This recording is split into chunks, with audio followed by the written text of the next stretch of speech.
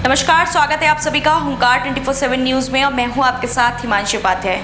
बाल विवाह के 7 साल बाद अपनी समलैंगिक पत्नी को ससुराल आने के लिए पति दबाव डालने लगा तो उसने अपनी बहनों के साथ मिलकर खौफनाक षड्यंत्र रच डाला। पति को अपनी बहनों के घर बुलाकर नशीला पदार्थ और इंजेक्शन देकर मार डाला और फिर इलेक्ट्रिक कटर से हाथ, पैर और धड़ काटकर पॉलीथिन में पैक कर सीवर में फेंक दिया।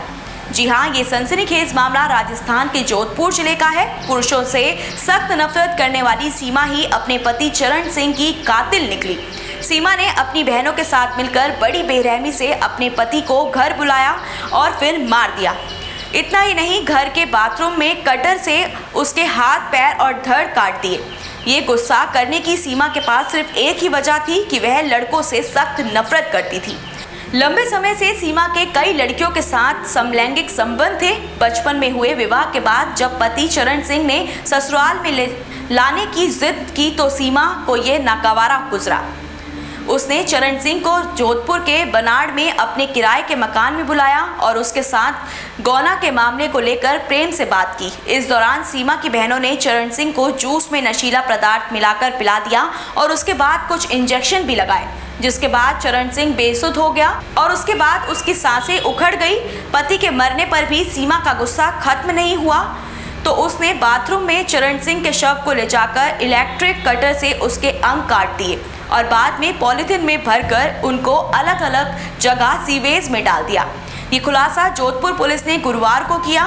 जोधपुर कमिश्नरेट के डीसीपी धर्मेंद्र सिंह यादव ने बताया कि सीमा, उसकी बहनें सीमा, प्रियंका, बबीता और बहनों का एक मित्र भिया राम, जो इस घटना में उनका सहयोगी था, उसको गिरफ्तार कर लिया गया है। चरण सिंह के शरीर के कुछ भाग तो मिल गए हैं, लेकिन अभी कुछ की तलाश जारी है।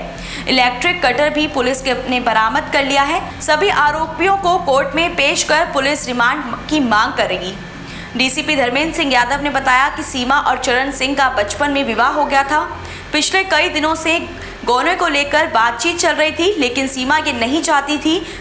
पुलिस सूत्रों का कहना है कि 2 दिन की पड़ताल में ये पता चलता है कि सीमा के कई लड़कियों से संबंध थे और वह पुरुषों से सख्त नफरत करती थी।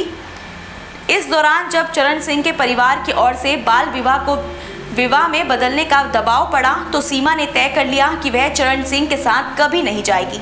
जांच के दौरान सामने आया कि मृतक चरण सिंह उर्फ सुशील मेड़ता का निवासी था और कृषि विभाग में अधिकारी था। उसका सीमा नाम की लड़की से 2013 में बाल विवाह हुआ। शादी के बाद लगभग 7 साल तक सीमा अपने घर पर ही रही। वह चरण सिंह के पास नहीं गई। पिछले कुछ महीनों से मृतक चरण सिंह उर्फ सुशील जाट अपनी पत्नी के साथ वैवाहिक संबंध बनाना चाहता था, लेकिन उसकी पत्नी सीमा ने उसे मना कर दिया और इस बात को लेकर दोनों के बीच काफी विवाद भी हुआ।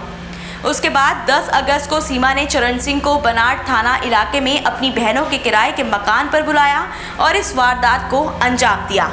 इसी तरह की तमाम अपडेट्स के लिए जुड़े रहिए हुंकार 24/7 न्यूज़ के साथ। धन्यवाद। अपने शहर की लेटेस्ट खबरों के लिए चैनल को सब्सक्राइब करें और बेल आइकन को दबाएं।